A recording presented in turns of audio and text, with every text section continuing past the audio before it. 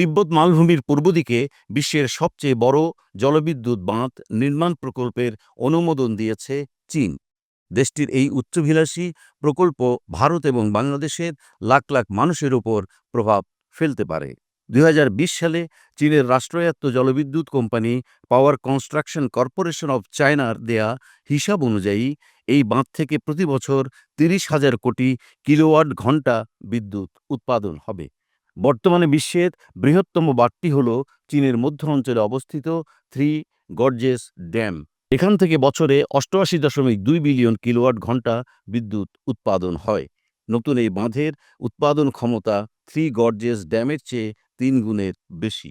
Yarlung সাম্পো নদীটি গলিত হিমবাহ এবং পাহাড়ের ঝর্ণা থেকে উৎপত্তি।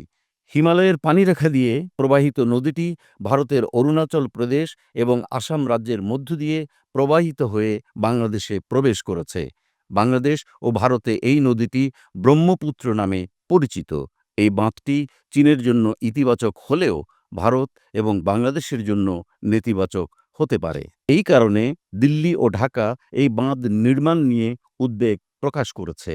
প্রকল্পটি স্থানীয় বাস্তুতন্ত্র এবং নদীর নিম্নধারে পানির প্রবাহ ও পথ পরিবর্তন করতে পারে বলে নিজেদের শঙ্কার কথা জানিয়েছে দেশ দুটি। তবে চীনা কর্মকর্তাদের দাবি, তিব্বতে জলবিদ্যুৎ প্রকল্পগুলো পরিবেশ বা নদীর নিম্ন প্রবাহে পানি সরবরাহের ওপর বড় কোনো প্রভাব ফেলবে না।